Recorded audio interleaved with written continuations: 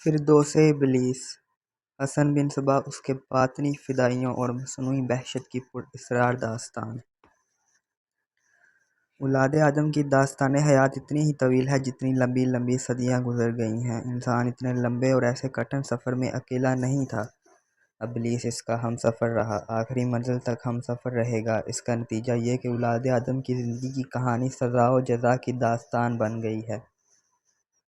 مگر عجوبہ یہ کہ انسان اپنی ہی آپ بیتی پر نگاہ ڈالتا ہے تو محو حیرت ہو جاتا ہے، عبرت حاصل نہیں کرتا، شرمسار نہیں ہوتا، بلکہ خود فریبی سے اپنا دل پرچا لیتا ہے اور اس ابلیس کے آگے سجدہ ریز ہو جاتا ہے جس نے اللہ کے اس حکم کی تعمیل سے انکار کر دیا تھا کہ آدم کے آگے سر بسجدہ ہو جا۔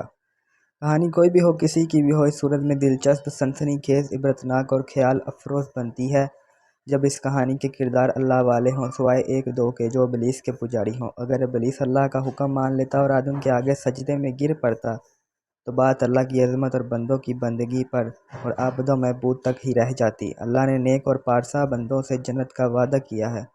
ابلیس نے بندوں کو بدی کے راستے پر ڈال کر انہیں دنیا میں جنت دکھا دی ہے، اور یہی ہے وہ ابلیس کی جنت جس نے اولاد آدم کی سوانح حیات میں کوس و قزح جیسے رنگ بھرے ہیں۔ یہ الگ بات ہے کہ ابلیس نے اپنے پجاریوں کے لیے جو بھی جنت بنائی اور اسے بڑے ہی دل نشین رنگ دیے، وہ کچھ عرصے بعد صرف ایک رنگ میں روپوش ہو گئی۔ یہ رنگ خون کا تھا۔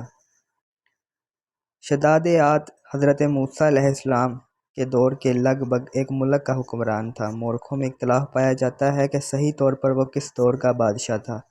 جب بھی تھا، جہاں بھی تھا، اس میں اختلاف ہو سکتا ہے، لیکن اس حقیقت پر سب مورخ متفق ہیں کہ شداد کے مزاج شاہی میں فرعونیت تھی۔ اس کا طرز حکومت فرعونوں جیسا تھا، رعایا کو اس کے بندے نہیں سمجھتا تھا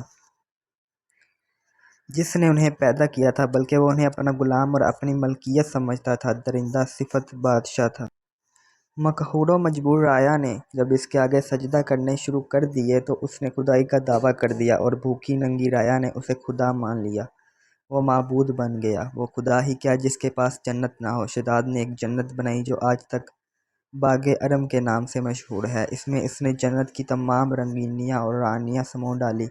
اس جنت میں اس نے حوروں کو بھی لا بسایا۔ یہ حسین و نوجوان لڑکیاں تھیں۔ شراب کے مٹکے رکھوا دیے۔ ابلیسیت کے تمام دل نشین، دل فریب اور سحر انگیز اہتمام کیے۔ جنت مکمل ہو چکی تو شداد اپنی جنت دیکھنے کے لیے گیا، مگر جنت کے صدر دروازے میں قدم رکھا ہی تھا کہ تیور آ گرا اور مر گیا۔ خدا کو اپنی جنت میں قدم رکھنا بھی نصیب نہ ہوا۔ روایت ہے کہ اللہ بزرگ و برتر نے فرشتہ اجل سے پوچھا، کیا کبھی تجھے کسی جسم سے روح نکالتے وقت افسوس بھی ہوا؟ ہاں اے پروردگار عالم، فرشتہ اجل نے جواب دیا، 2 بار۔ ایک بار ایک جہاز سمندر میں ڈوب گیا تھا۔ مسافروں میں سے ایک ماں زندہ بچ نکلی تھی جس کی گود میں 2-3 ماہ عمر کا بچہ تھا۔ وہ بچے کو بھی زندہ نکال لائی تھی۔ باری تعالیٰ آپ نے حکم دیا کہ اس عورت کی روح نکال لاؤ۔ مجھے بہت دکھ ہوا کہ ماں زندہ نہ رہی تو بچے کا کیا بنے گا، لیکن خدائے بزرگ و برتر، موت و حیات آپ کے اختیار میں ہے۔ میں نے آپ کے حکم کی تعمیل کی اور دوسری بار اے پروردگار عالم، فرشتہ اجل نے کہا، شداد عاد ایک بادشاہ تھا، اس نے بڑی محنت سے جنت بنائی تھی، اس پر خزانے لٹا دیے تھے۔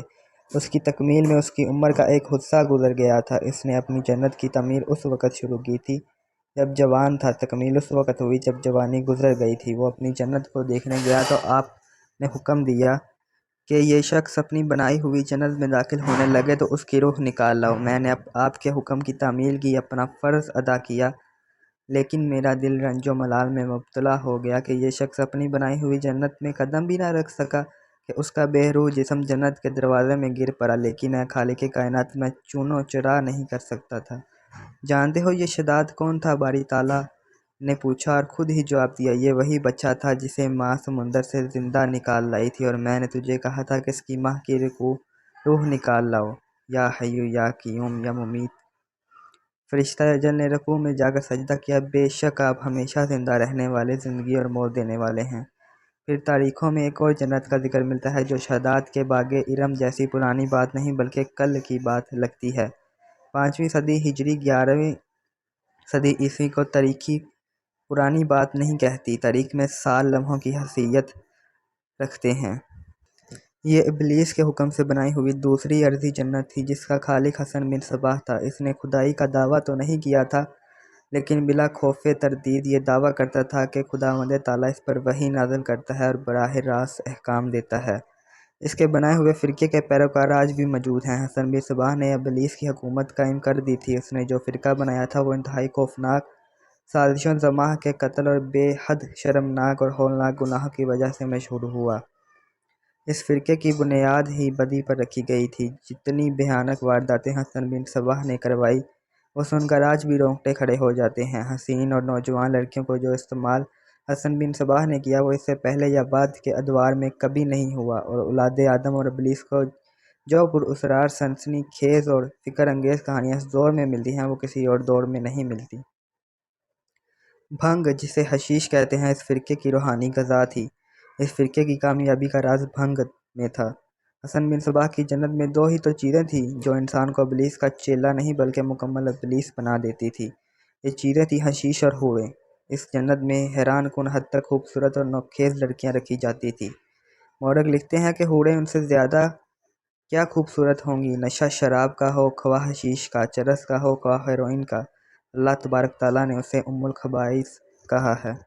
اس میں نسوانی حسن اور جنت کا نشہ شامل ہو جائے تو انسان خود خبائث کا چلتا پھرتا مجسمہ بن جاتا ہے۔ اولاد آدم جب راہ حیات کے اس موڑ پر آئی جہاں حسن بن صباح نے جنت بنائی تھی تو اسے ابلیس کے کہکے سنائی دینے لگے۔ یہاں سے ایسے قصوں اور کہانیوں نے جنم لیا جو آج بھی سنو تو دل پر ہیبت طاری ہو جاتی ہے۔ کبھی شک ہوتا ہے کہ یہ واقعات صداقت کے پیمانے پر پورے نہیں اترتے، لیکن یہ چھوٹی سی چھوٹی تفصیل تک سچے ہیں۔ امال صالح کہانی نہیں بنا کرتے، کہانیاں مال بد کی کوکھ سے جنم لیا کرتی ہیں۔ یہ کوئی کہانی نہیں تو ہوتی کہ ایک انسان نے ایک پیاسے کو پانی پلایا، کہانی اس سے بنتی ہے کہ ایک انسان نے ایک انسان کا خون پی لیا۔ پانی کا پیاسا کسی کہانی کا کردار نہیں بنا کرتا، کہانی اس انسان سے بنتی ہے جو انسان کے خون کا پیاسا ہو۔ آج داستان گو آپ کے لیے اس دور کی داستانیں لے کر آیا ہے جو سلجوکیوں کا دور حکومت تھا۔ خلافت بغداد کی چولیں ڈھیلی ہو گئی تھی، اسلام کا پرچم یوں پھرپھرا رہا تھا جیسے شمع بجھنے سے پہلے ٹمٹمایا کرتی ہے۔ طوائف الملوکی اسلام کے تار و پود بکھیر رہی تھی۔ اہل صلیب پرچم ستارہ و ہلال کو ہمیشہ کے لیے گرا دینے کو طوفان کی طرح بڑھے آ رہے تھے۔ اللہ نے اپنے دین کو ہر دور میں سنبھالا اور سہارا دینے کا سبب پیدا کیا۔ اس پر اشوب دور میں جب خلفائے حوث اقتدار سے دیوانے ہو کر اپنے فرائض کو بھلا بیٹھے اور مسلمانوں کی اکثری قوت خلفاء کی عدم توجہی اور شاہانہ طرز بود و برداشت کی وجہ سے کمزور ہوتی چلی جا رہی تھی، اللہ نے سلجوکیوں کو بھیجا۔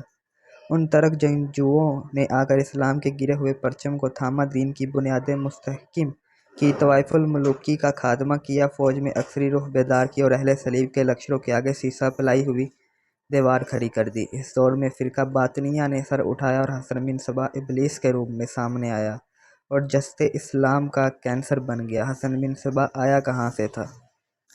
تھوڑا سا ذکر سلجوکیوں کا بھی ہو جائے تاکہ داستان گوں کی بات سمجھنے میں آسانی رہے۔ ان کا دور حکومت اسلام کے عروج اور عظمت و اقبال کا زمانہ تھا۔ سلجوقی ایک غیر مسلم ترک جنگجو سلجوق بن یقاق کی نسل سے تھے۔ سلجوق ترکستان کے خان اعظم کے ہاں ملازم تھا۔ یہ لوگ فطرتاً جنگجو تھے۔ اللہ نے اس غیر مسلم خاندان کو اسلام کی بقا، سلطنت اسلامیہ کی سلامتی اور توسیع اور دین کے فروغ کی سعادت عطا کرنی تھی۔ اس کا سبب یوں بنا کہ سلجوق بن یقاق نے خان ترکستان کی ملازمت چھوڑ دی اور اپنے خاندان کے ساتھ بخارا چلا گیا۔ اس کا قبیلہ بھی اس کے ساتھ ہجرت کر گیا کیونکہ اس میں کچھ ایسے اوصاف تھے کہ قبیلہ اسے اپنا پیر و مرشد مانتا تھا۔ سلجوق اپنے اوصاف اور صلاحیتوں کو کس بہتر اور عظیم مقصد کے لیے استعمال کرنا چاہتا تھا؟ وہ یقیناً کسی ایسے عقیدے اور ایسے مذہب کی تلاش میں تھا جو فطرت انسانی سے ہم آہنگ ہو۔ بخارا میں وہ اسلام سے متعارف ہوا تو اس نے بلا واپس و پیش اسلام قبول کر لیا اور اپنے خاندان اور قبیلے کو اسلام کی بنیادی تعلیمات سے روشناس کرا کے کہا کہ وہ سب مسلمان ہو جائیں۔ وہ تو حکم کے منتظر تھے، پورا قبیلہ مسلمان ہو گیا۔ یہ ایک معجزہ تھا، کن فیکون کا مظاہرہ تھا۔ اہل سلجوق تو ترکستان میں وحشی جنگلی تہذیب و تمدن سے بے بہرہ مشہور تھے، جنگجو ایسے کہ ان کی طرف کوئی آنکھ اٹھا کر نہیں دیکھتا تھا، لیکن اللہ نے انہی سے اپنے دین کا تحفظ کرانا تھا۔ سلجوق صرف مسلمان ہی نہیں ہوئے بلکہ اسلام کو سربلند کرنے کی ذمہ داری بھی اپنے سر لے لی۔ یہ ایک اور داستان ہے کہ سلجوقیوں نے سلطنت اسلامیہ کے عنان کس طرح اپنے ہاتھ میں لے لی۔ مختصر یہ ہے کہ غیر مذہب اور آوارہ گرد ترک تہذیب اور شائستگی کے پیکر بن گئے۔ تعلیم سے بے بہرہ سلجوقیوں نے عالموں اور فاضلوں کو دربار میں اکٹھا کر کے ان کی پذیرائی کی، ان کی خانہ بدوشی ذہنی و مدنیت کے رنگ میں رنگی گئی۔ یہ ہمارا عقیدہ ہے کہ دین اسلام کا اور توحید و رسالت کا محافظ و ناصر صرف خود اللہ تبارک تعالیٰ ہے۔ اس کی ذات باری نے جس طرح عرب کے بوڑیا نشینوں، صحرا نوردوں، گناہ اور جاہلیت میں ڈوبے ہوئے بندوں کو رسالت اور اپنے دین سے نوازا تھا، اسی طرح پسماندہ ترکوں اور آزاد بخشا۔ انہیں عسکری قوت اور کردار کی عظمت عطا کی اور وہ دیکھتے ہی دیکھتے ایران، عراق، شام، الجزیرہ اور ایشیائے کوچک پر چھا گئے۔ ان کے سامنے جو بھی اسلام دشمن طاقت آئی اسے کچلا اور مسل کر ختم کر دیا۔ بنیادی تبدیلی تو یہ آئی کہ خلافت عباسیہ کے کردار کی کمزوریوں نے سلطنت میں جو طوائف الملوکی پیدا کر دی تھی اس کا قلعہ کما ہو گیا۔ سلجوقیوں نے اس کا یہ طریقہ اختیار کیا کہ ایک بادشاہی قائم کر دی اور افغانستان سے بحیرہ روم تک کا علاقہ ایک سلطنت بن گیا اور یہ سلطنت اسلامیہ تھی۔ بادشاہت کا نظام حکومت اسلام کے منافی ہے، لیکن سلجوقیوں نے سلطنت کو ایک مرکز کے تحت لانے کے لیے بادشاہ کا نظام اپنایا۔ اس کے نتیجے میں یہ فائدہ حاصل ہوا کہ سلطنت میں جو